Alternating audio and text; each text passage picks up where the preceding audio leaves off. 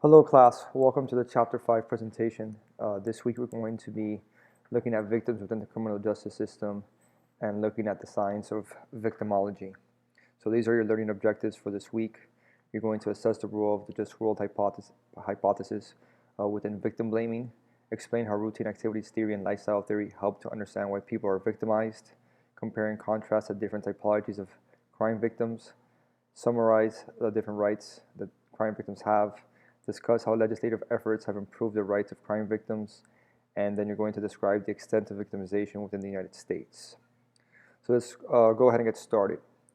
So before we begin discussing victims, I want to address the fact that this week, this chapter in particular, addresses something different than we've been discussing throughout the first 4 chapters of this course.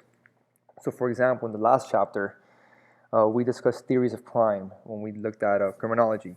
And those different theories of crimes looked at why individuals partake in criminal acts. So for example, there was different individuals, some of them thought that individuals engage in crime because of rational choice, others that there was biological factors, psychological factors, sociological factors, whatever the case was, whether it was a micro theory or a macro theory, looked at why criminal behavior was exhibited or why it was not exhibited in some cases. In this case, in this chapter, we're going to be looking not necessarily at the criminal, but at the victim, which is often overshadowed by the criminal or the individual engaging in criminal acts within the criminal justice system. So within crimes, there's a victim, and a victim is an injured or harmed by the actions of another, by the perpetrator. And within the criminal justice system, victims have played a small role in the CJ process, and this has resulted in frustrations by victims and their advocates.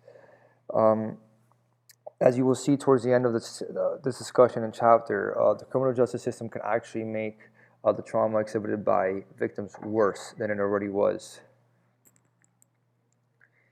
Now, we have early theories of victimizations, and these theories look at why an individual might be victimized, rather than the theories that we've already discussed in this course that look at why an individual might engage in a criminal act. So when we talk about victimology actually looks at the victim and puts them at the center of the discussion. And these early theories focus on how the victims either knowingly or unconsciously were at fault based on life experiences and the decisions that they made. So first up, we have Benjamin Mendelsohn that developed a theory that defined 6 categories of victims. And those categories were the innocent victim, the victim with minor guilt, the voluntary victim, the victim who's more guilty than the offender, and the victim who alone is guilty, and the imaginary victim. So this same table is on page 96 of your Mallico book, the 2nd edition. And the categories on the left are the ones I just discussed, and then the definitions are in the middle, and then the examples. So you guys could go ahead and pause this if you want to take a look at it, and I'll just go ahead and discuss the examples. So the innocent victim is one that's going to have no responsibility whatsoever for that crime being committed or happening to him or her, for being a victim of that crime.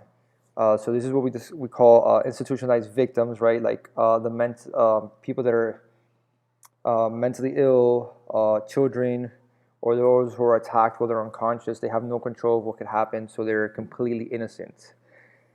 And the victim with minor guilt is, the victim that could be stuck in the wrong part of town. One would say that, this could have been avoided had this person not been in a shady part of town. So they have minor guilt for being in that area of town. The voluntary victim is a victim that is just as equally as responsible as the person that committed the crime against them. In this case, the offender. So Mallico uses the example of an individual who's soliciting a prostitute or who pays a prostitute, and then the prostitute robs the victim. All right. The victim who's more guilty than the offender, the burning bed syndrome, so the victim is killed by the domestic partner, that the person abused. So think about an abuser who's constantly abusing their domestic partner, and then the domestic partner who's being abused finally reacts. You light the fuse, and it eventually explodes, and they react and they kill the abuser. Thus, the abuser now becomes the victim. But that victim is going to be more guilty than the offender. Then the victim who alone is guilty, and in this case, if you're attacking someone and the person engages in self-defense and the attacker gets hurt or dies, they're the ones who are at fault. A suicide bomber killed by the detonation of the explosives will also be an example of a victim who alone is guilty. And then lastly, the imaginary victim, somebody who may be mentally ill, who might have hallucinations or some type of mental disease in which they imagine themselves being victimized and they believe it's a real event. So after Mendelssohn, we have Hans von Hentig, and Mendelssohn focused on the influence of guilt and the responsibility of victims. On von Hentig, his typologies of victims looked at how personal factors like biological, psychological, and social factors can influence one's risk of victimization. So his categories include the young, the female, the old, the mentally defective and deranged, immigrants, minorities, dual normals, the depressed, the acquisitive, the wanton, the lonesome or heartbroken, the tormentor, and the blocked, exempt, or fighting. So this table of 5.2 is actually in page 97 of the Malakoff book, and it gives a description of each one and their different vulnerabilities. So for example, a young individual is seen as vulnerable because of their age. They're easily manipulated. As compared to adult, they are weaker physically, right? Women may be at a higher risk for some violent crimes because they're physically weaker when compared to their male counterparts. The elderly, again, also like women, have less physical strength, right, because of their age. And they may have greater financial resources, so they are targeted for those financial crimes like identity theft, right, because they might have saved money over time throughout their lives. The mentally ill or intoxicated individuals could be easy prey for attackers because they might not be able to defend themselves.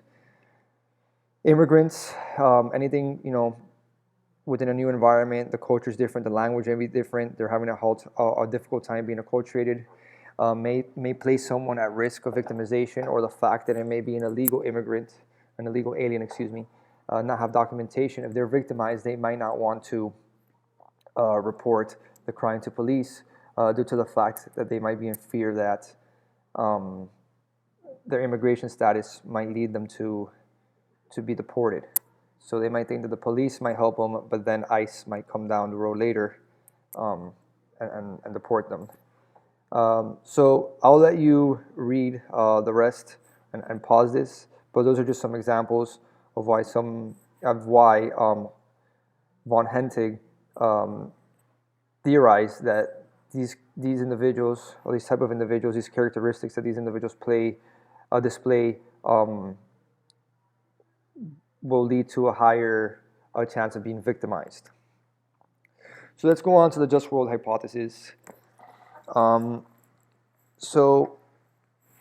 far we've looked at Mendelssohn and von Hentig, and to some extent, both of their perspectives have placed some degree of responsibility or blame on the victim. And, think about it. Why do we blame the victim? At its core, the process of victim blaming is linked to a belief in what we call a just world. So this just world hypothesis suggests that society has a need to believe that people deserve whatever comes to them. So think about karma, right? So simply put, bad things happen to bad people while good things happen to good people.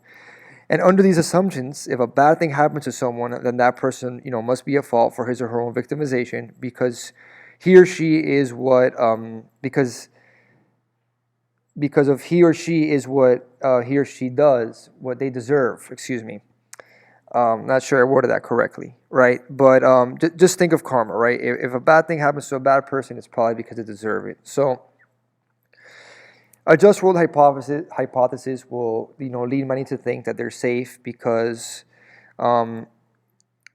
they will believe that crime victims must have done something foolish, dangerous, or careless that allows members of society to distinguish themselves from the identity of victimhood, right? So they might think things like, I will never do that, so therefore I must be safe from harm. And this in turn allows individuals to shield themselves from being, from feelings of vulnerability and powerlessness when it comes to the potential acts of being victimized. Now, there are several problematic assumptions that surround the just world hypothesis, and these are the three that I have here. That first, it assumes people are able to change the environment in which they live. Two, it implies that only innocent, quote-unquote, victims are true victims. And lastly, creates a false sense of security about the risk of crime and victimization. So given the nature of victimization patterns in society, few victims of crime meet the criteria for an ideal victim, right? Even then, this process of subtle victim blaming allows society to diffuse the responsibility of crime between the victim and the offender.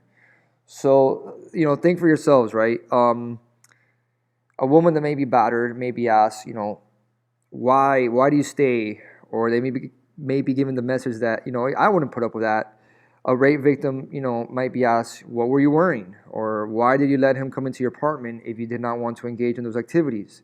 An assault victim might be asked, why didn't you fight back? The fraud victim is chastised. Why did you provide your credit card number online? The burglary victim is asked, why didn't you lock the door? So essentially, any victim who is inadvertently puts herself or himself in harm's way is asked, what were you thinking? Now, each of these scenarios shifts the blame away from the perpetrator and ultimately assigns some degree of responsibility to the victim. This is what we call victim blaming. And victim blaming enables people to make sense of the victimization and makes them feel somehow different from the person who's victimized. Now, it is a case that in many cases the process of victim blaming allows people to separate themselves, from those who have been victimized because they think to themselves, I would have never put myself in that situation. And this belief allows people to feel safe, within the world. Now, how does the just world hypothesis work, and what are the implications for this application in the criminal justice system? Now, I want you to consider the crime of sexual assault. Now, under the just world hypothesis, the victim is often assigned victimization responsibility for the violation in the eyes of the public. And what's important here is that this can impact future reporting trends because victims may be less likely to report their own victimizations after observing what happened to similar victims. So the just world hypothesis may also have an effect on potential offenders. For example, potential offenders who view media accounts of a crime that is not prosecuted or an offender who receives little punishment may adopt a belief that such acts are not criminal, particularly if those accounts engage in victim blaming. So they might feel that, hey, it is the victim who is at fault, and that they've done nothing wrong. Here we have a good sign at a protest. Like I said earlier, that a rape victim might ask, what were you wearing? Some individuals, obviously I do not agree with them, might indicate that sexual assault victims might have provoked their abuser, their perpetrator, by what they were wearing. So this sign says, I was wearing pants plus a sweater, wasn't my fault.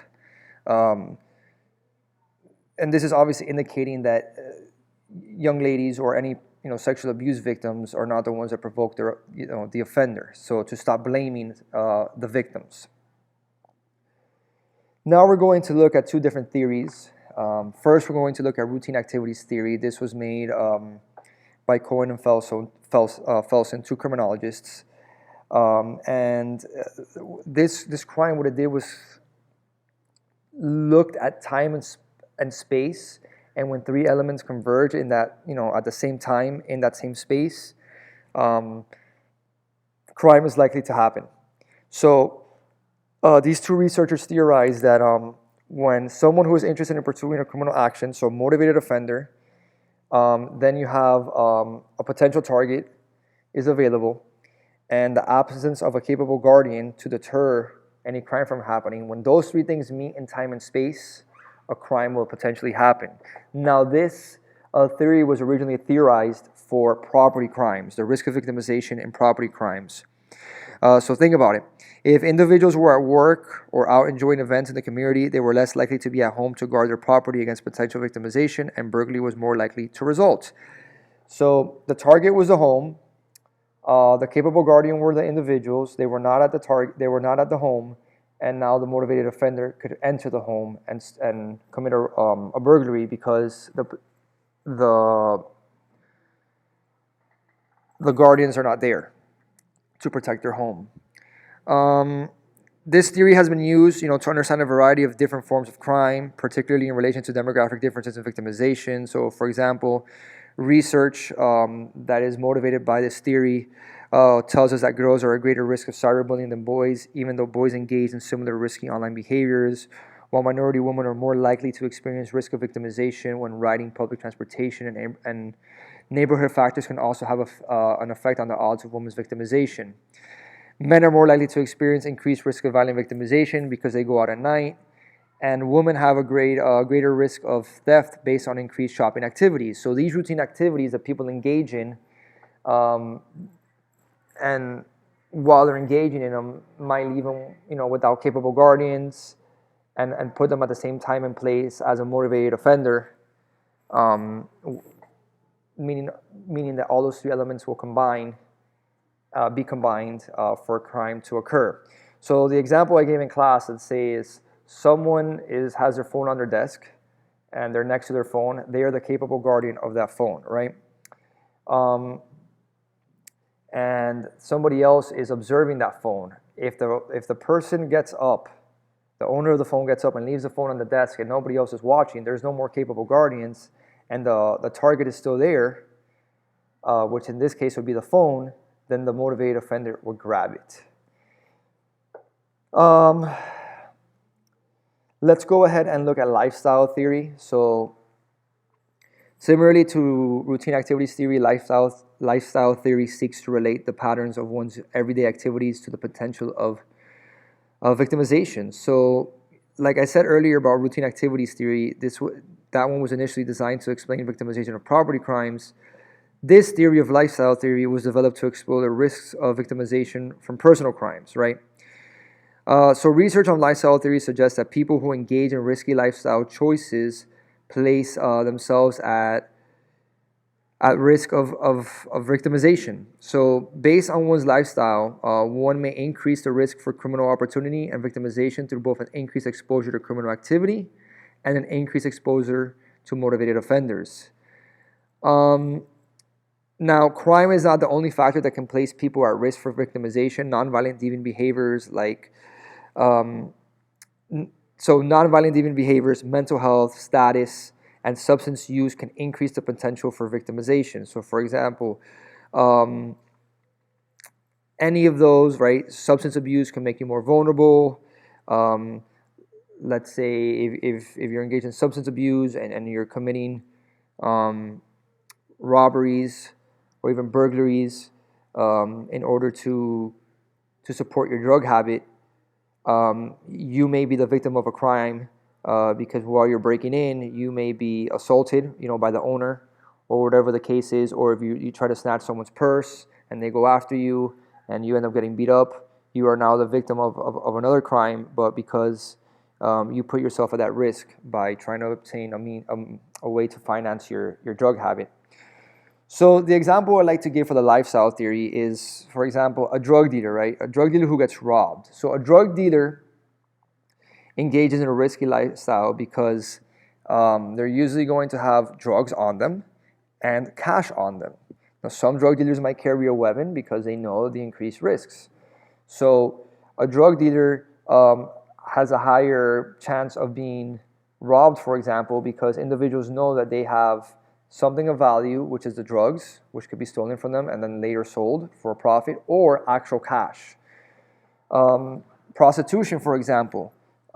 Individuals who are out late at night by themselves with potential customers could be more easily abused because they are in higher risk situations, which may lead to a higher rate of victimization.